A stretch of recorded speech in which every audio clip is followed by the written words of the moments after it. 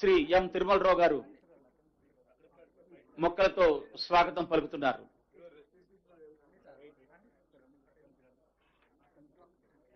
ఇది ఎంతో శుభ సందర్భం. సింగరేణి కార్మికులకు లాభాల వాటా బోనస్ ప్రకటించే కార్యక్రమం 1999 సంవత్సరంలో తొలిసారిగా 10% లాభాల వాటా బోనస్ ను పొందినటువంటి సింగరేణి కార్మికులు కంటిన్యూగా ఇప్పటి వరకు కూడా లాభాల వాటా బోనస్ పొందుతున్నారు. ఈనాటి ఈ కార్యక్రమానికి శ్రీ జనక్ ప్రసాద్ గారు రాష్ట్ర ముఖ్యమంత్రి వర్యులకు బొకేను అందజేస్తున్నారు. సార్ అలాగే సార్, అలాగే సార్. చైర్మన్ గారు, సింగరేణి సంస్థ చైర్మన్ మరియు ఎండి శ్రీ ఎన్ బలరాం గారు ఈనాటి సార్ మాట్లాడుతున్నారు.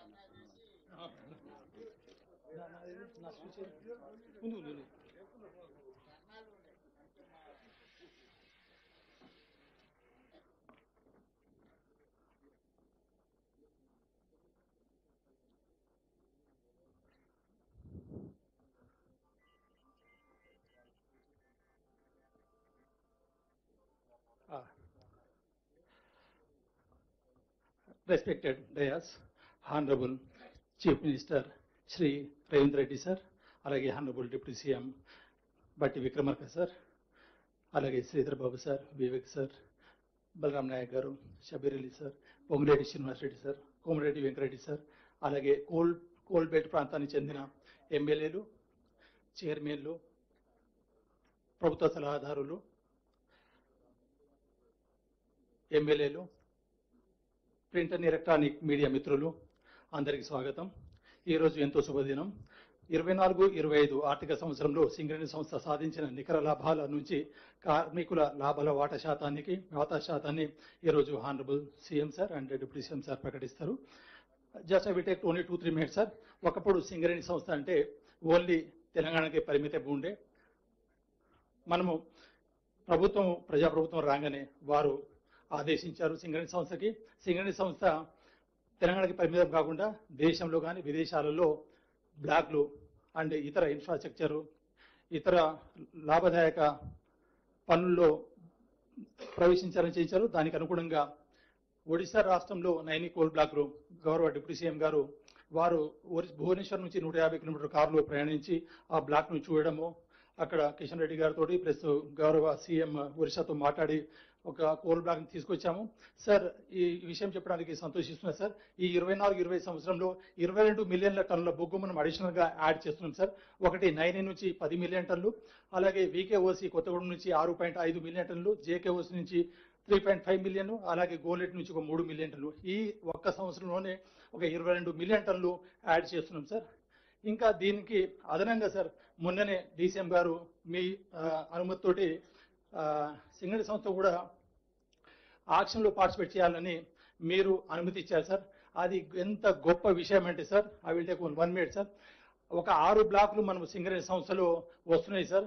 అటు చెన్నూరు సౌత్ బ్లాక్ నుంచి, అటు చింతగూడెం నుంచి, పునకల చిలకం నుంచి, ఆ తర్వాత వెంకటాపూర్ అని, ఆ తర్వాత కోయగూడెం అని, ఆ బ్లాకుల ద్వారా 500 మిలియన్ టన్నుల బొగ్గు అడిషన్ అయ్యి ప్రతి ఏడాది 25 సంవత్సరాల దాకా 15 నుంచి 20 మిలియన్ టన్నుల బొగ్గు అధికంగా ఉత్పత్తి అయ్యే అవకాశాన్ని మీరు తీసుకున్న నిర్ణయం వల్ల సాధ్యమైంది సార్. దాంతో మనము మన ప్రొడక్షన్ ని 70 మిలియన్ నుంచి 100 మిలియన్ స్కేలప్ చేయడము, ప్రొడక్షన్ కాస్ట్ తగ్గడము, రెవెన్యూ పెరగడము, ప్రాఫిట్ పెరగడం, ఇవన్నీ కూడా మీ యొక్క ఆశీస్సులతో సాధ్యమైంది సార్. అండ్ సింగరేణిలో ఈ ప్రాఫిట్ బోనస్ అనేది సార్ 1999లో స్టార్ట్ చేసినప్పుడు 2001లో ప్రతి ఉద్యోగికి 805 రూపాయలు మాత్రమే ఉండింది. ఆ కాలంలో ప్రతి ఉద్యోగి జీతం 8500 రూపాయలు ఉండింది. ఈ రోజు సార్ దాదాపుగా మనము మీరు ప్రకటిస్తారు దాదాపు 1,78,000 పైన ఉంది అది. అలాగే మనకు ప్రతి సగటు ఎంప్లాయీ ఒక జీతం 1,70,000 దాకా పెరిగింది. నిజంగా సంక్షేమంలో చూస్తే దేశంలోనూ కాదు, నాకు తెలిసినంత దేశంలో కాదు, ప్రపంచంలోని సింగరేణి సంస్థ ద బెస్ట్ ఎంప్లాయర్ గా మీ యొక్క ఆశతో నిలబడుతుంది సార్. అండ్ ఈ 132 సుదీర్ఘ చరిత్ర క్రింద సింగరేణి సంస్థ ఇంకా జాతీయ అంతర్జాతీయ స్థాయికి ఎదగాలంటే కార్మిక సంఘాలు, ప్రాంత ఎమ్మెల్యేలు, గౌరవ మంత్రివర్యులు, అలాగే honourable deputy CM and honourable CM sir ఆశీస్సు ఉండి మేము సీఎండీ కాకుండా సీఈఓగా మీరు ఎప్పుడు చేసే విధంగా పనిచేస్తూ ఒక సంస్థకి మరింత ముందుకు తీసుకెళ్తుంది. కోరుతూ ఈ అవకాశం ఇచ్చిన అందరికీ ధన్యవాదాలు. Thank you sir.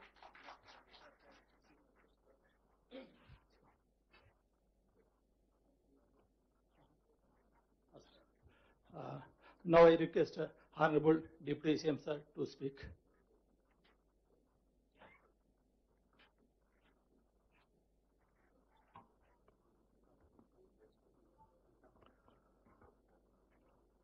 గౌరవ రాష్ట్ర ముఖ్యమంత్రి వర్యులు శ్రీ రేవంత్ రెడ్డి గారికి, అట్లాగే గౌరవ రాష్ట్ర మంత్రివర్యులు శ్రీ శ్రీధర్ బాబు గారికి, గౌరవ రాష్ట్ర మంత్రివర్యులు శ్రీ పొంగిలేటి శ్రీనివాస్ రెడ్డి గారికి,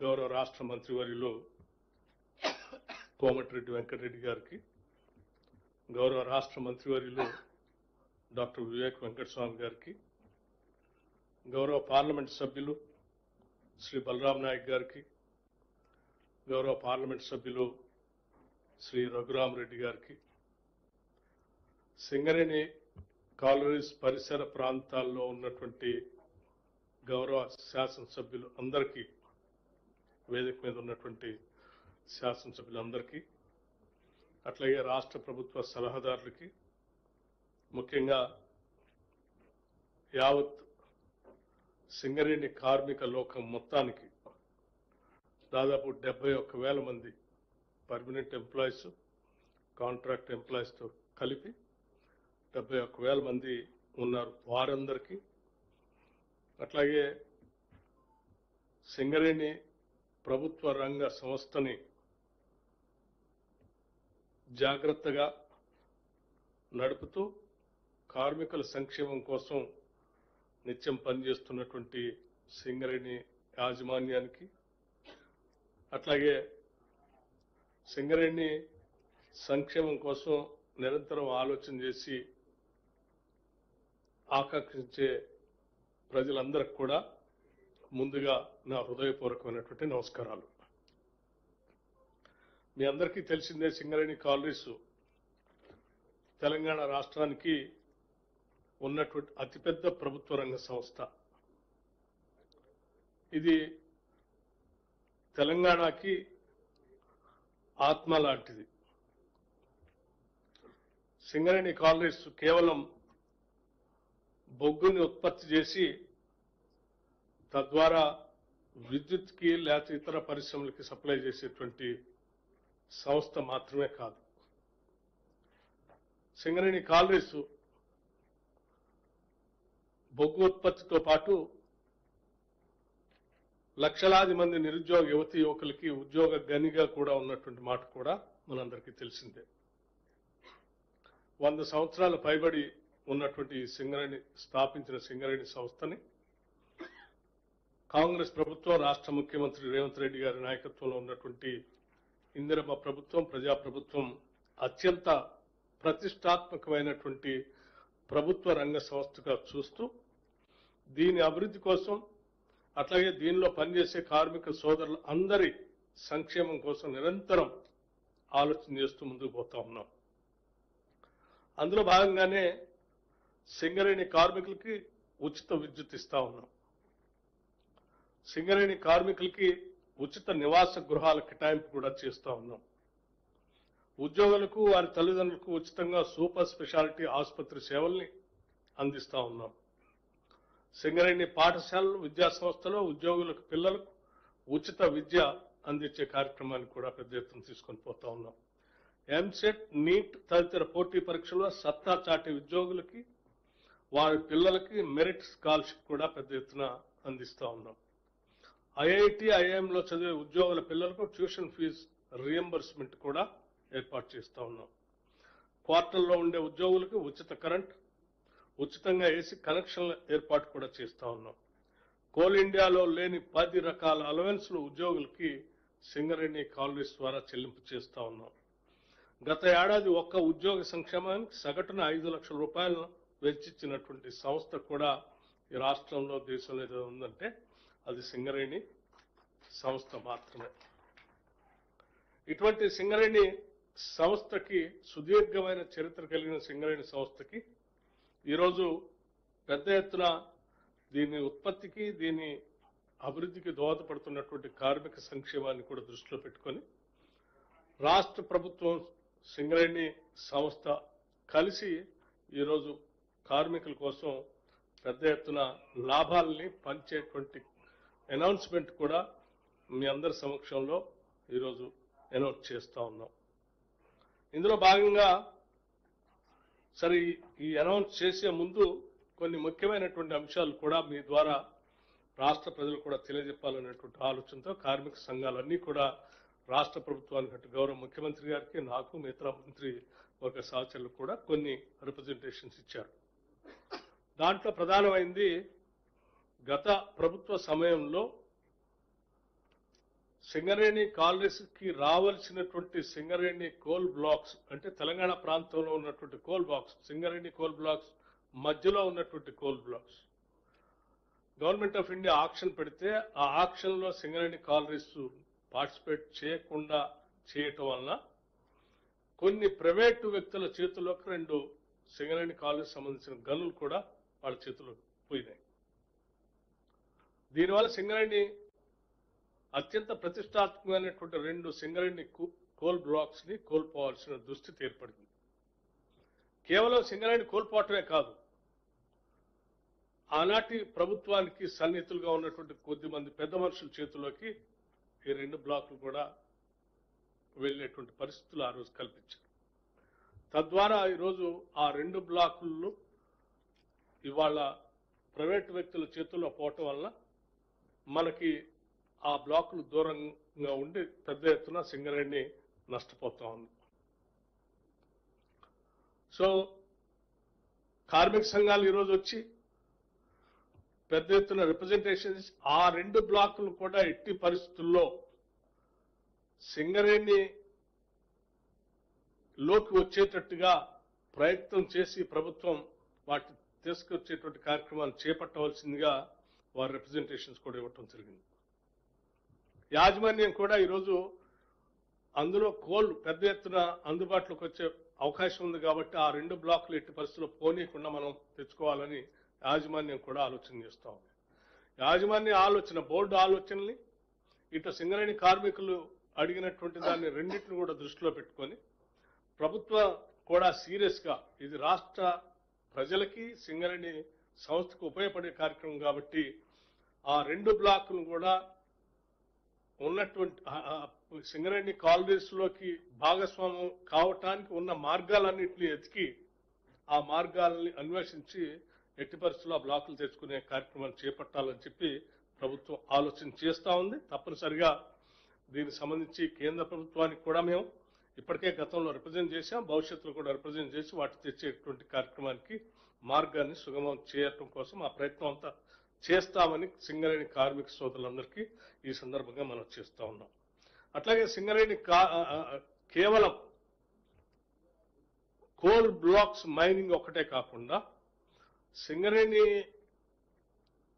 సంస్థకు ఉన్నటువంటి మైనింగ్ ఎక్స్పర్టైజ్ ని వాడుకొని ఈరోజు దేశంలో కానీ ప్రపంచంలో కానీ క్రిటికల్ మినరల్స్ కి పెద్ద ఎత్తున డిమాండ్ ఉంది కాబట్టి ఆ క్రిటికల్ మినరల్స్ కోసం భారతదేశం కూడా ఒక ప్రయారిటీ అంగంగా తీసుకొని ముందుకు పోతా ఉంది కాబట్టి అత్యంత ఎక్స్పర్టైజ్ మైనింగ్ యాక్టివిటీస్ లో ఉన్నటువంటి సింగరేణి కాలనీస్ ఈ క్రిటికల్ మినరల్స్ మైనింగ్ లో కూడా విస్తరింపచేసే విధంగా ముందుకు పోవాలని, అట్లాగే కేవలం కోల్ బ్లాక్సే కాకుండా ఇతరత్ర ఆయా రాష్ట్రాలు ఎక్కడెక్కడైతే టెండర్స్ పిలుస్తున్నాయో ఆ టెండర్స్ లో కూడా పాల్గొని కోల్తో పాటు మిగతా మినరల్స్ యాక్టివిటీస్ లో కూడా పాల్గొని ఈ సింగరేణి కాలనీస్ ని పెద్ద ఎత్తున విస్తరింప చేయాలనేటువంటి ఆలోచన కార్మిక లోకం బోర్డు కూడా అడుగుతూ ఉంది కాబట్టి రాష్ట్ర ప్రభుత్వం కూడా దీనికి సంబంధించి ఒక విధానపరమైన నిర్ణయం తీసుకొని బోర్డుకు కూడా తగు సూచనలు చేయడం జరిగింది. ఇప్పటికే పక్క రాష్ట్రమైనటువంటి కర్ణాటకలో కేంద్ర ప్రభుత్వం అక్కడ ఉన్నటువంటి కాపర్ గోల్డ్ మైన్స్ సంబంధించి టెండర్స్ పిలిస్తే సింగరేణి సంస్థ అందులో పార్టిసిపేట్ చేయటం వలన సింగరేణి సంస్థ 35.7% లో భవిష్యత్తులో ఆ కాపర్ గోల్డ్ మైన్ సంబంధించి మైనింగ్ ఎవరికైతే ఆక్షన్లో వస్తుందో ఆ ఆక్షన్లో పొందినటువంటి వాళ్ళు ఆ మైనింగ్ చేసినంత కాలం సింగరేణికి ఆ రేషియో చెల్లించే విధంగా ఆ టెండర్లో పార్టిసిపేట్ చేయటం, సింగరేణి దాన్ని పొందటం కూడా జరిగిందని చెప్పి మీ అందరికీ నేను మనవి చేస్తా ఉన్నాను. ఇది ఒక మైల్ స్టోన్. అట్లాగే ఈ క్రిటికల్ మినరల్స్ సంబంధించి మనకి ప్రపంచవ్యాప్తంగా ఎక్కడెక్కడైతే క్రిటికల్ మినరల్స్ దొరుకుతున్నాయో వాటన్నిటిని స్టడీ చేసి సింగరేణి కాలనీస్కి అందించడం కోసం ఇప్పటికే కన్సల్టెంట్స్ కూడా నియమించుకోవడం జరిగింది. దానికి సంబంధించి పీడబ్ల్యూసీ, ప్రైస్ వాటర్ కూపర్, అట్లా కేపీఎంజీ సంస్థలకు సంబంధించిన వాళ్ళని కన్సల్టెంట్స్ గా నియమించడం జరిగింది. ఇవన్నీ కూడా రాష్ట్రానికి తలమానికంగా ఉన్నటువంటి సింగరేణి సంస్థని భవిష్యత్తులో రెపరెపలాడేటట్టుగా చేయటం ఒకటే కాకుండా సింగరేణి జెండాని, సింగరేణి అనేది అతిపెద్ద ఒక ఖనిజ సంపద సృష్టించేటువంటి ఒక వ్యవస్థని తెలంగాణ రాష్ట్రానికి తలమానికంగా నిలబెట్టాలనేది రాష్ట్ర ప్రభుత్వం యొక్క ఆలోచన, ఆశ. దాంట్లో భాగంగానే ఈ కార్యక్రమాలన్నీ రాష్ట్ర ప్రభుత్వం కేబినెట్ మొత్తం కూడా ఆలోచన చేసి నిర్ణయం తీసుకుందని చెప్పి మీ అందరికీ తెలియజేస్తూ, ఈ సందర్భంగా కార్మిక సోదరులందరూ కూడా దసరా పండుగ సందర్భంగా ప్రతి సంవత్సరం సింగరేణి కాలనీస్ నుంచి అనౌన్స్ చేసేటువంటి లాభాలకు సంబంధించినటువంటి వాళ్ళ ప్రాఫిట్ గురించి అనౌన్స్మెంట్ కార్యక్రమం మీ అందరి సమక్షంలో చేయటానికి చాలా సంతోషిస్తా ఉన్నాం. ఇప్పటికీ profit after tax Singareni colony సంబంధించి 6,394 కోట్లుగా, అట్లాగే సింగరేణి వ్యవస్థని విస్తరింపజేయడానికి ఇన్వెస్ట్మెంట్ కోసం 4,034 కోట్లుగా, పోను మిగిలినటువంటి 2,360 కోట్లని ప్రాఫిట్ గా మిగిలినటువంటి ఈ 2,360 కోట్లని సింగరేణి కార్మికులకి పంచే కార్యక్రమాన్ని దాదాపు దాంట్లో భాగంగా 34%ని 2,360 కోట్లకు 34%ని ఈరోజు చాలా సంతోషంగా రాష్ట్ర ప్రభుత్వం సింగరేణి సంస్థ తరఫున ప్రకటన చేస్తా ఉన్నాం.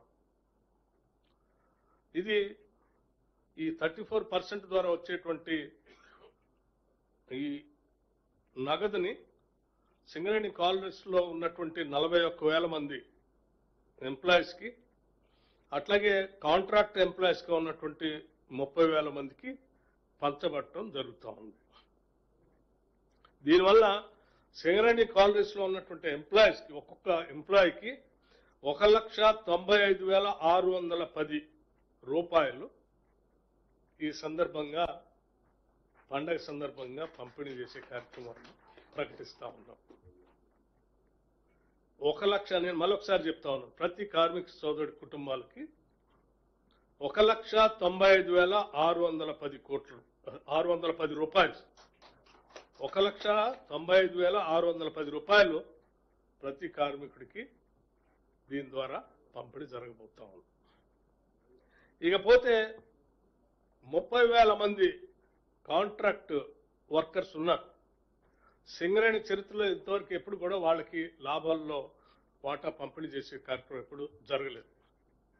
కాంగ్రెస్ ప్రభుత్వం, ఇందిరమ్మ ప్రభుత్వం వచ్చిన తర్వాత గౌరవ ముఖ్యమంత్రి గారు, మంత్రిమండలి మొత్తం కూడా ఒక ఆలోచన చేసింది. కార్మిక సోదరులు కాంట్రాక్ట్ లేబర్ అయినప్పుడు కూడా వాళ్ళకు కూడా ఎంతో కొంత మనం ఈ లాభాల్లో పండుగ సందర్భంగా చేయాలనేటువంటి ఆలోచనతో వాళ్ళకు కూడా ప్రాఫిట్ షేర్ని దాదాపు ప్రతి ఎంప్లాయీకి 5,500 రూపాయల లెక్క 5,500 రూపాయల లెక్క పంపిణీ చేసే కార్యక్రమాన్ని చేస్తా ఉన్నాం. మొత్తంగా 819 కోట్ల రూపాయలని మొత్తంగా 819 కోట్ల రూపాయలని సింగరేణి కార్మిక సోదరుల కోసం ఈరోజు వాళ్ళకి పండుగ సందర్భంగా ప్రకటన చేస్తా ఉన్నాం. ఇవి కాకుండా దీపావళికి సంబంధించినటువంటి ప్రకటన చేసే కార్యక్రమం కూడా ఉంది. అది కూడా దీపావళి పండుగ సందర్భంగా ఆ పండుగ ముందు దాన్ని కూడా ప్రకటిస్తామని ఇప్పుడే ప్రకటన చేస్తూ, ఆ అమౌంట్ ఎంత ఏంటనేది ఆ దీపావళి పండుగ ముందు దాన్ని ప్రకటన చేస్తాం. సో ఇవన్నీ చేస్తూ కార్మిక కుటుంబాలందరికీ ఒకటే విజ్ఞప్తి చేస్తా ఉన్నాం. సింగరేణి సంస్థ మన తల్లి లాంటిది. ఈ సంస్థని వ్యవస్థని కాపాడుకోవాల్సిన బాధ్యత మనందరిపైన ఉంది. దాన్ని అరచేతిలో పెట్టుకొని మనం ఎంతకాలం కాపాడుకోగలిగితే గుండెలాగా అది మనందరికీ రక్త ప్రసరణ చేసినట్టుగా ఆదాయాన్ని లాభాలను కూడా పంపిణీ చేస్తుంది. సో దయచేసి కార్మిక సోదరులందరికీ మేము దీని లాభాలు పంచుతూ మీ అందరూ కూడా ఒకటి విజ్ఞప్తి చేస్తున్నాం. సింగరేణి సంస్థను కాపాడుకోవటం కోసం పెద్ద ఎత్తున మీరందరూ కూడా ఆలోచన చేసి భాగస్వాములు కావాలని చెప్పి విజ్ఞప్తి చేస్తూ పండుగ సందర్భంగా దీన్ని ప్రకటిస్తున్నందుకు ప్రభుత్వం తరఫున మాకు అట్లాగే అందరికీ సంతోషంగా ఉందని చెప్పి తెలియజేస్తూ గౌరవ ముఖ్యమంత్రి గారిని వారి సందేశాన్ని ఈ రాష్ట్రానికి కార్మిక సోదరులకి ఇవ్వవలసిందిగా విజ్ఞప్తి చేస్తా ఉన్నాను. Thank you.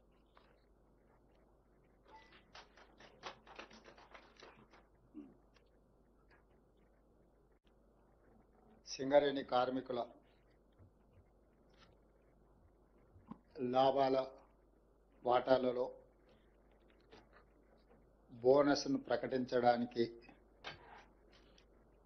ఏర్పాటు చేసిన ఈ పత్రికా సమావేశానికి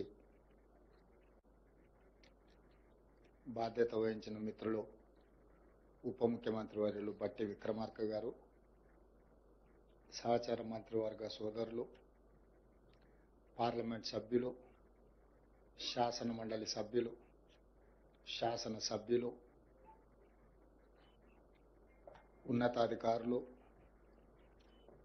సింగరేణి కార్మికులకు, పాత్రికేయ మిత్రులందరికీ కూడా నా దసరా శుభాకాంక్ష. మనందరికీ తెలుసు, తెలంగాణ రాష్ట్ర సాధన ప్రక్రియలో సింగరేణి కార్మికుల యొక్క త్యాగము, వారి శ్రమ చరిత్ర ఎప్పటికీ మరవదు. ఆనాడు తెలంగాణ ఉద్యమం ఉధృతంగా సాగుతున్న సమయంలో రాష్ట్ర ఏర్పాటు ఆలస్యం అవుతుంది అని చర్చలు జరుగుతున్న సందర్భంలో బొగ్గు ఉత్పత్తి మొత్తాన్ని స్తంభింపజేసి ఆనాటి ప్రభుత్వాల మీద ఒత్తిడి తీసుకొచ్చి తెలంగాణ రాష్ట్ర సాధన ప్రక్రియలో సింగరేణి కార్మికులు ఒక ప్రత్యేకమైన పాత్ర పోషించారు. దాన్ని మా ప్రభుత్వం, మా పార్టీ ఎప్పుడూ వారి యొక్క భాగస్వామ్యాన్ని గుర్తిస్తూనే ఉంటుంది. అదేవిధంగా గోదావరి పరివాహక ప్రాంతంలో ఉన్న సింగరేణి బొగ్గు గనులు ఈ దేశానికి, జాతికే వెలుగులను అందిస్తున్నాయి. ఈ దేశంలో వెలుగులు విరజిల్లుతున్నాయి అని అంటే సింగరేణి కార్మికుల యొక్క శ్రమ, మీరు ఉత్పత్తి చేసిన బొగ్గు ఈనాడు దేశానికి వెలుగులు ఇవ్వడమే కాదు, ఈనాడు పరిశ్రమలను నడిపించి ఆ పరిశ్రమలను లాభసాటి బాటలో నడిపించడంలో కూడా సింగరేణి కార్మికులు ప్రత్యేకమైన పాత్ర పోషిస్తున్నారు. మరి నిరంతరం కష్టపడి ఈ జాతీయ ఆదాయంలో, రాష్ట్ర ఆదాయంలో అత్యంత కీలక పాత్ర పోషిస్తున్న కార్మికులకు ఆ సంస్థకు వచ్చిన లాభాలలో భాగస్వాములను చేయాలని, వాళ్ళకు వాటాలు పంచాలని, ఒకనాడు సింగరేణి సంస్థ నష్టాలలో కూరుకుపోయి మూతపడుతుందనుకున్న సందర్భంలో కాకా వెంకటస్వామి గారు కేంద్ర ప్రభుత్వంతో సంప్రదించి ఆనాడు ఈ సంస్థను ఆదుకోవడానికి అవసరమైన చర్యలన్నిటిని కూడా చేపట్టింది. ఆ తర్వాత సింగరేణి సంస్థ వెనక్కి తిరిగి చూడకుండా లాభాల బాటలో నడుస్తూ ఉంది. ఆ వచ్చిన లాభాలలో శ్రమశక్తిని నమ్ముకున్న కార్మికులకు వాటాలు పంచాలని మన ప్రభుత్వం నిర్ణయం తీసుకొని ఈరోజు మిత్రులు బట్టి విక్రమార్క గారు ఒక మంచి ఆలోచనతోటి కార్మికులను అభినందిస్తూనే, కార్మికులకు బోనస్లు పంచుతూనే, భవిష్యత్ పెట్టుబడులకు కూడా ప్రణాళిక, భవిష్యత్ తరాలకు సింగరేణి సంస్థను అందించాలంటే భవిష్యత్ ప్రణాళికలు ఉండాలి, సంస్థ విస్తరించాలి, వివిధ రూపాలలో కార్పొరేట్ కంపెనీలతో పోటీ పడే విధంగా ఈ సంస్థను బలోపేతం చేయడానికి ఎన్నో చర్యలను వారు చేపడుతున్నారు. అందులో భాగంగానే లాభాలు 6,394 కోట్లు 2024-25 సంవత్సరానికి లాభాలు వస్తే అందులో కార్మికులకు పంచడానికి దాదాపుగా వారు 4,034 కోట్ల రూపాయలు ఈరోజు వారికి కేటాయించడానికి ముందుకు వచ్చిండ్రు. అదేవిధంగా భవిష్యత్ పెట్టుబడుల కోసం కూడా 2,360 కోట్ల రూపాయలు వీటిని కూడా వారు ఈరోజు భవిష్యత్ పెట్టుబడుల కోసం 4,034 కోట్ల రూపాయలు, కార్మికులకు బోనస్లు పండుగ సందర్భంగా ఇవ్వడానికి 2,360 కోట్ల రూపాయలు, ఇవి 41,000 పర్మనెంట్ కార్మికుల కోసం ఈ బోనస్. అదేవిధంగా సింగరేణిలో ఉన్న కాంట్రాక్ట్ కార్మికులకు కూడా పండుగ సందర్భంగా మిగతా కార్మికులకు బోనస్ వచ్చి వీళ్లకు బోనస్ లేకపోతే వాళ్ళు మనసు చిన్నపుచ్చుకుంటారని ఆలోచన చేసి మొట్టమొదటిసారి పోయిన సంవత్సరం భారతదేశంలోనే మొదటిసారి ప్రతి కార్మిక కుటుంబానికి 5,000 రూపాయల బోనస్ ఇవ్వాలని పోయిన సంవత్సరం నిర్ణయం తీసుకోవడం జరిగింది మొట్టమొదటిసారి. ఈసారి 5,500కు పెంచి 30,000 మంది కార్మికులకు దాదాపుగా 819 కోట్ల రూపాయలు ఈ కాంట్రాక్టు కార్మికులకు కూడా ఈ పండుగ సందర్భంగా బోనస్ ఇవ్వాలని మా ప్రభుత్వం నిర్ణయం తీసుకున్నది. అందుకే ఈరోజు సింగరేణి కార్మికులకు మనస్ఫూర్తిగా శుభాకాంక్షలు తెలియజేస్తూ దసరా మీరు ఉత్సాహంగా జరుపుకోవాలి. ఈ దసరా పండుగ మనలో నూతన ఉత్తేజాన్ని నింపాలి. సింగరేణి సంస్థ మరింత లాభాల బాటలో నడవాలి. సింగరేణి సంస్థ కార్పొరేట్ కంపెనీలతో కూడా పోటీ పడి ఈరోజు తలెత్తుకునే విధంగా ఈ సంస్థను నడిపించాలన్న ఆలోచనతోటి ఈరోజు ఈ లాభాలను కార్మికులకు పంచడమే కాకుండా లాభాలలో నుంచి కొంత భవిష్యత్తు పెట్టుబడులకు కూడా ఒక ప్రణాళికబద్ధంగా ముందుకు వెళ్తున్నది. దీనికి సంబంధించి మా డిప్యూటీ సీఎం గారు కార్మిక సంస్థలతో మాట్లాడి భవిష్యత్తు విస్తరణ ఏ విధంగా ఉండాలి, గతంలో ప్రభుత్వం నామినేషన్ బేసిస్ మీద మైన్లు ఇవ్వడానికి వీల్లేదు, మేము అన్ని టెండర్లు పిలుస్తామని కేంద్ర ప్రభుత్వం నిర్ణయం తీసుకొని సింగరేణి ప్రాంతంలో 2 గనులను ప్రైవేటు సంస్థలకు కట్టబెట్టడం జరిగింది. ఆనాడు సింగరేణి కార్మికులు ఆనాటి ప్రభుత్వం టెండర్లలో మేము పాల్గొనము అని చెప్పి నిర్ణయం తీసుకోవడం వల్ల మనం ఏ టెండర్లు కూడా కాంపీట్ చేయలేకపోయినాం.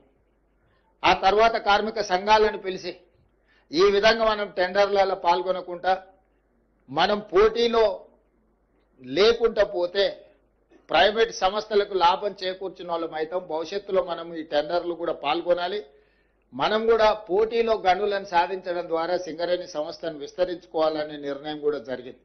ఈ మధ్యకాలంలో కార్మిక యాజమాన్యాలు నా దగ్గరకు వచ్చి ప్రైవేటు వ్యక్తులకు కట్టబెట్టిన ఈ గనులను కూడా మీరే సింగరేణి సంస్థనే బొగ్గు వెలికి తీసే కార్యక్రమాలను కూడా చేపట్టడానికి ఏం అవకాశాలు ఉన్నాయో వాటిని కూడా పరిశీలించండి అని చెప్పి వాళ్ళు రిప్రజెంట్ చేసింది.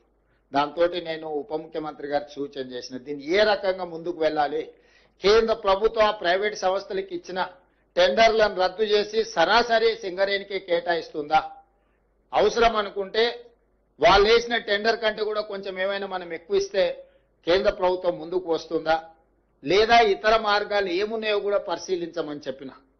ఏదేమైనా సింగరేణి గనుల ప్రాంతంలో ప్రైవేటు సంస్థలు ఎక్కువగా వాళ్ళ ప్రాతినిధ్యం పెరుగుకుంటూ పోతే ఏదో ఒక సందర్భంలో సింగరేణి మనుగడకే సమస్యగా మారుతుంది. అందుకే ఈరోజు ఆ సమస్యని కూడా పరిష్కరించుకోవాలి. కార్మికుల సంక్షేమం కోసం, కార్మికుల యొక్క అభివృద్ధి కోసం ఆ వచ్చిన లాభాలలో కార్మికులను భాగస్వాములను చేయాలన్న ఆలోచనతోని మా ప్రభుత్వం ముందుకు వెళ్తుంది.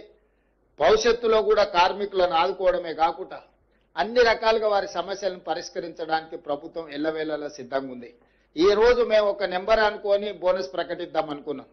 కానీ శ్రీధర్ బాబు గారు ఆ ప్రాంతంలో ఉండే శాసనసభ్యులను అందరినీ తీసుకొని వచ్చి లేదు ఇంకా కొంచెం పెంచండి, 11 గంటలకు మీకు అందరికీ ఈ సంతోషకరమైన ప్రకటన చేద్దామని మేము అనుకుంటే వారు వచ్చి గంట సేపు హర్తాలు చేసి దాన్ని ఇంకా కొంచెం పెంచి వారితో పాటు మిగతా శాసనసభ్యులందరూ కూడా పెంచాలి.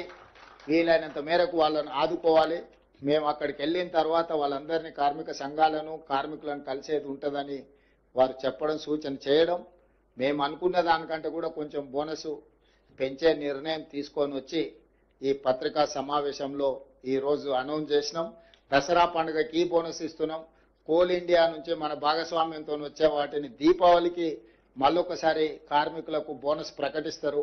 వాటి వివరాలను కూడా కేంద్ర ప్రభుత్వంతో సంప్రదించి బట్టి విక్రమార్క గారు ఆ శాఖ దీన్ని పూర్తి స్థాయిలో పరిగణలోకి తీసుకొని కార్మికుల యొక్క సంక్షేమం కోసం, కార్మికుల యొక్క అభివృద్ధి కోసం, కార్మికుల యొక్క భవిష్యత్ ప్రణాళిక కోసం ఈ ప్రభుత్వం పనిచేస్తుందని తెలియజేయడానికి సంతోషం వ్యక్తం చేస్తున్నాను.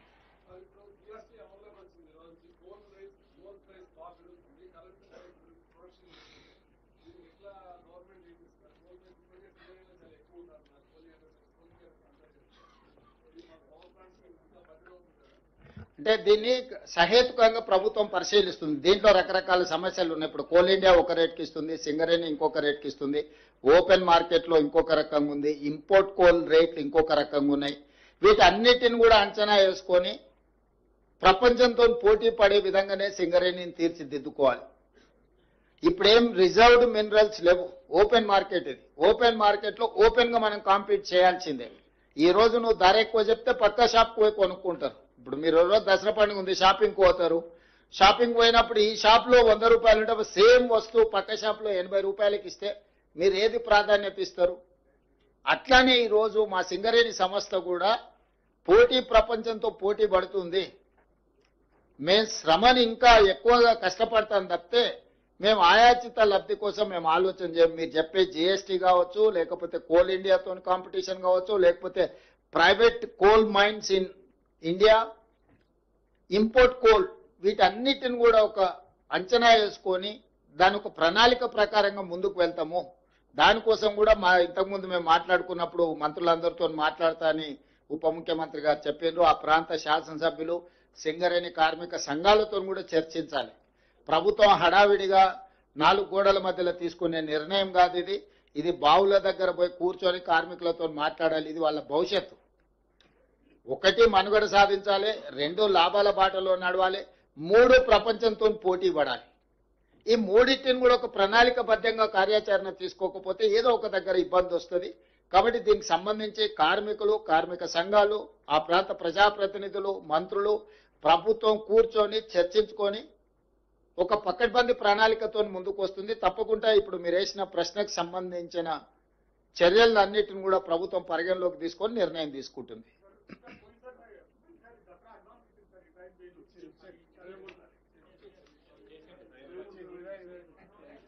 ఇచ్చారు రాహుల్ కొంచెం లేట్ ఉన్నట్టున్నాడు, రాత్రి అంతా వర్క్ చేసి. రాహుల్కి ఒకసారి చెప్పండి.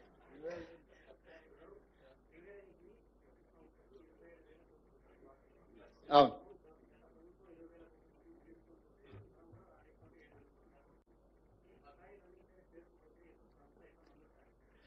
ఇది చాలా సున్నితమైన తీవ్రమైన సమస్య. దీన్ని పరిష్కరించడానికి ఆలోచన చేస్తున్నాం. తప్పకుండా దీనివల్ల విద్యుత్ సంస్థలు కూడా దెబ్బతినే పరిస్థితి వచ్చింది. ఒక పక్కన సింగరేణి సంస్థకు విద్యుత్ సంస్థ చెల్లించాల్సింది పెండింగ్ ఉంది. విద్యుత్ సంస్థలకు ప్రభుత్వం అందిస్తున్న క్రాస్ సబ్సిడీ కూడా కొంత పెండింగ్ ఉంది. ఇవన్నీ జిగ్జాగ్ అయిపోయినాయి. కోడి ముందా గుడ్డు ముందా అని అంటే చెప్పలేని పరిస్థితి ఎట్లుందో. ఈ రోజు సింగరేణి సంస్థ, విద్యుత్ సంస్థలు ఈ 2 చాలా ఇబ్బందులను ఎదుర్కొంటున్నాయి. బకాయిలు పెరిగిపోతున్నాయి. ఈ రెండింటిని పరిష్కరించాల్సిన బాధ్యత ప్రభుత్వానిదే. క్రాస్ సబ్సిడీ కింద నిధులు కేటాయించాల్సిన బాధ్యత ప్రభుత్వానిదే. ఏమైనా 1 రూపాయి 1 పైసా పెంచుదామంటే కూడా మీరందరూ అట్లా కుదరదని మీరు బల్లగుద్ది వాదిస్తున్నారు.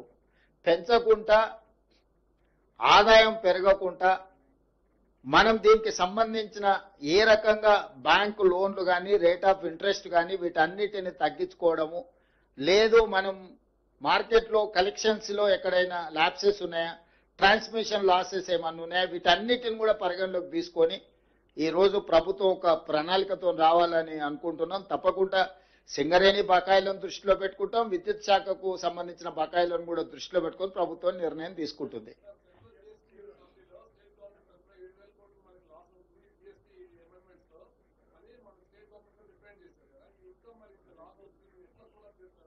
అందుకే క్రాస్ సబ్సిడీ అడిగినాం గవర్నమెంట్ ఆఫ్ ఇండియాను. ఎప్పుడైతే చట్టం తెచ్చిండ్రో మొదటి 5 సంవత్సరాలు 14% ఆదాయం లేకపోతే ఆ గ్యాప్ ను ఫిలప్ చేస్తాం, వయబుల్ గ్యాప్ ఫండ్ ఇస్తామని చెప్పి కేంద్ర ప్రభుత్వం ఆనాడు చెప్పింది. ఈ రోజు కూడా ఇప్పుడు వస్తున్న ఆదాయానికి ప్రభుత్వం తీసుకొచ్చిన నిర్ణయాల వల్ల సరళీకృత విధానాలు కానీ లేకపోతే ట్యాక్స్ స్లాబ్స్ మార్చడం వల్ల వచ్చిన సమస్యను ఆ గ్యాప్ ను కూడా కేంద్ర ప్రభుత్వమే ఫిలప్ చేయాలి. ఎందుకంటే ఈ ఆదాయం ప్రకారం మేము మా లైఫ్ ని ప్రణాళిక చేసుకున్నాం, మాకింత ఆదాయం వస్తుంది, ఈ ప్రకారం ప్రతి నెల ఇంత ఖర్చు పెట్టాలని మేము నిర్ణయం తీసుకుంటే కేంద్ర ప్రభుత్వం ఉన్న ఫలంగా ఒక కోణంలో ఒక నిర్ణయం తీసుకున్నారు. కాబట్టి ఈ గ్యాప్ ను కొన్ని రాష్ట్రాలకు సరిగ్గా ఉండొచ్చు, కొన్ని రాష్ట్రాలకు తక్కువ ఉండొచ్చు. తక్కువ ఉండే రాష్ట్రాలకు అన్నిటికీ ఈ గ్యాప్ ను ఫిలప్ చేయాల్సిన బాధ్యత కేంద్ర ప్రభుత్వానికి ఉంది. అందుకే జరిగిన జిఎస్టీ కౌన్సిల్ మీటింగ్ లో ఉప ముఖ్యమంత్రి గారు స్పష్టంగా కేంద్ర ప్రభుత్వానికి నివేదిక అందించడం జరిగింది. ఎగ్జాక్ట్ గా మాకు ఎంత రావాలనో నెక్స్ట్ 5 years అట్లీస్ట్. మొదట్లో చట్టం తెచ్చినప్పుడు 14% కంటే ఆదాయం తగ్గిన రాష్ట్రాలకు వైబుల్ గ్యాప్ ఫండ్ ఎట్లా ఇచ్చిండ్రో, ఇప్పుడు ఒక కొత్త second phase of liberalisation or otherwise amendment of GST చట్టం తెచ్చిరో, ఇప్పుడు కూడా విజిఎఫ్ అనేది నెక్స్ట్ 5 సంవత్సరాలకు కేంద్ర ప్రభుత్వం అమలు చేయాలి. ఎవ్రీ ఇయర్ ఎట్లయితే పెరుగుతుందో ఆ గ్యాప్ ను వాళ్ళు ఫిలప్ చేయాలి, వాళ్ళ బాధ్యత. మేము ప్రకటించేస్తాం, మేము నిర్ణయాలు తీసుకుంటాం, మీరు మీ చావు మీరు చావండి అని మోడీ గారు అనుకున్నా ఇంకెవరు అనుకున్నా అది మంచిది కాదు. ఈ రాష్ట్రానికి నష్టం వస్తుంది. నేను కిషన్ రెడ్డి గారికి విజ్ఞప్తి చేస్తున్నా, తక్షణమే ఈ రాష్ట్రానికి ఎంత నష్టం వస్తుందో మీరు ఉప ముఖ్యమంత్రి గారు మీకు ఒక లేఖ రాస్తారు, దాన్ని తీసుకొని మోడీ గారి దగ్గర కేంద్ర ప్రభుత్వంతో మాట్లాడి రాష్ట్రానికి జరిగే నష్టాన్ని కేంద్ర ప్రభుత్వం పూడ్చాలి అని చెప్పి ఈ ప్రభుత్వం డిమాండ్ చేస్తుంది.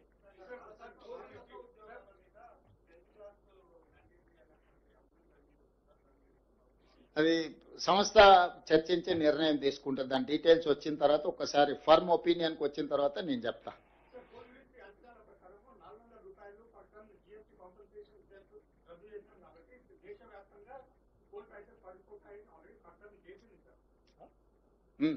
అయితే